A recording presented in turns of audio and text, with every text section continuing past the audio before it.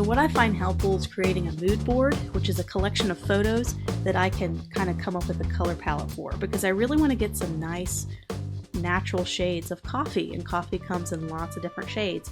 So I thought if I downloaded several photos, created a little collage, I'll be able to use the eyedropper tool to find and source my colors, as opposed to trying to guess what a coffee color is. I can have that reference photo.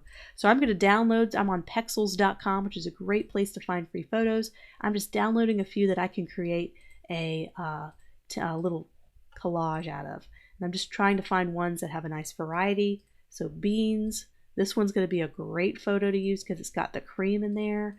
So I'm just downloading all these photos, ones that I think, ooh, look at that deep roasted coffee. I like that really deep. I bet I can get some really nice browns and dark browns there. And ooh, this one has a nice variety of coffee. So I'm going to probably do 2 more. Ooh, I like the cream on that one. The froth, I guess you could say. And let's do 1 more. Let's do 1 more. I kind of like this. I'd like to sample that color. So I'm going to pop in a website called Canva, and you can just go into Photoshop or go into Illustrator and just bring your photos in. But this is just a great kind of way to make quick collages for mood boards. So I'm just going to go over to my Elements Grids. And Canva is a free tool, by the way, if you wanted to kind of check it out and sign up for it. It's kind of great for slapping together really quick graphics, really quick social media posts. For logo design, I use it for mood boards, which I'm going to show you how to do real quick. So it doesn't really matter the size as long as I have enough to squeeze them all in. So let's go ahead and upload my photos. So we're going to go ahead and so I'm just going to be dragging the photos and cropping them so I can really sample the best color palettes.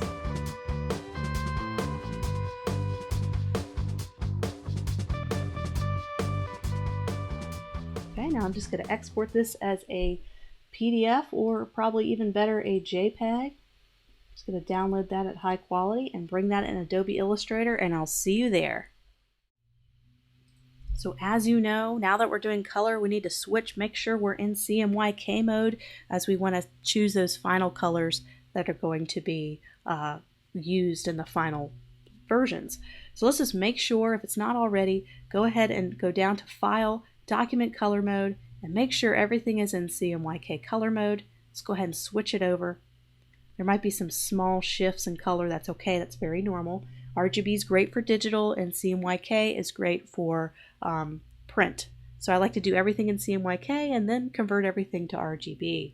But as we did before, when we were just concepting and coming up with ideas in black and white, it didn't exactly matter. And I did kind of say that RGB is preferable because when you export as a PDF, it doesn't distort the colors for presentation.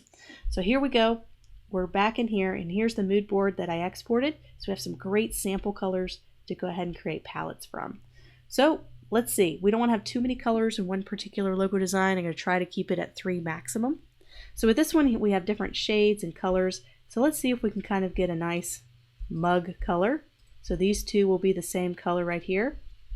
So let's kind of do a soft, let's see if we can't switch that to CMYK and kind of get some soft peach color, or kind of a, you know, when you see a mug, you kind of see a kind of a vanilla color.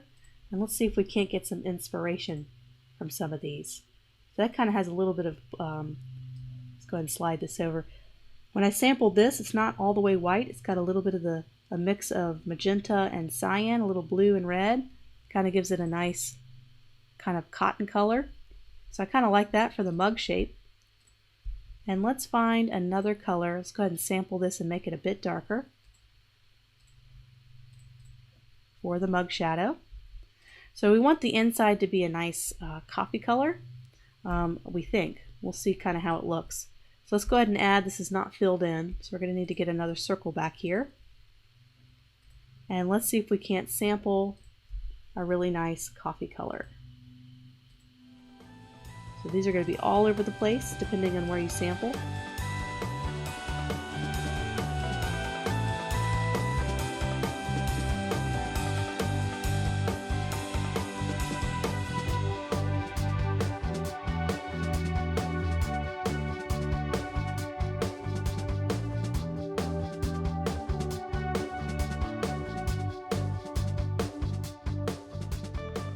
So this is kind of what I decided to go with.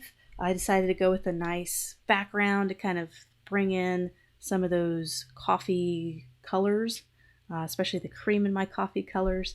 I decided instead of making it gray, I was able to reduce the colors by making it a peach color and matched it with the G, which kind of reminds me of cream in the coffee.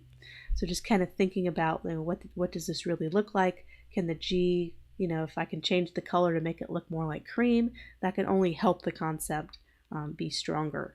And so I decided to match the typography with the color of the coffee inside the cup. So I think changing it from having a gray mug to a warm colored mug helped to simplify the colors and make it more thematic on the color wheel.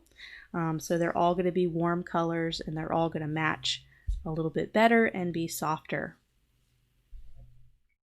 So this next one will be fairly simple. We just have one color to pick because I think this black looks really great as is.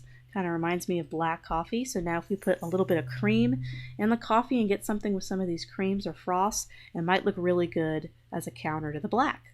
So let's kind of draw out what we think is a really nice color. Kind of go toward the beans. It's kind of hit or miss. It's okay.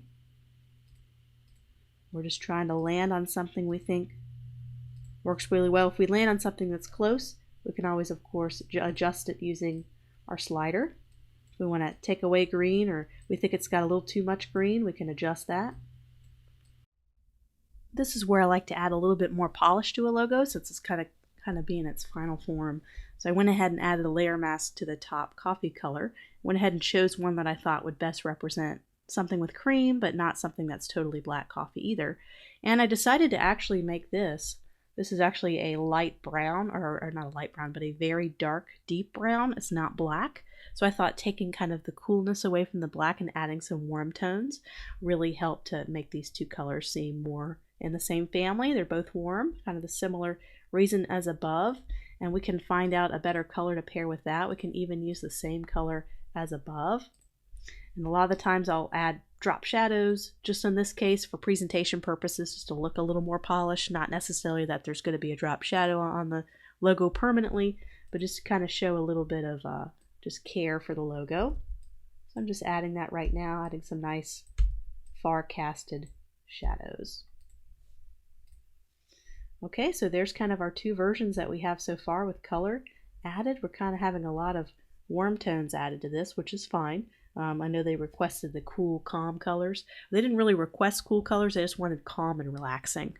And when I think of these colors, I do think browns are pretty calm and relaxing. You know, they're not like reds, which are very angry, bright, vivid, energy. This is definitely more calm and relaxed and kind of some good colors there. So that's kind of what I've settled on for that particular one. The next couple ones are going to be a lot easier. This one is going to be very simple because it's going to remain black and white. So that one's done. We can play around with color with this last concept. I think this looks really good here. What I want to do is I really like this deep kind of brown color. So I'm going to go ahead and sample this color with just a little, see how it's just a little bit, has a little bit more reds to it. If you look at the breakdown, it's kind of even amount of color inks. So I'm going to go ahead and just sample that, see what that looks like. Ooh, that really brought a little level of richness to it. So this is what it looked like before, and this is what it'll look like after. And I can, of course, adjust this and make it a little bit lighter.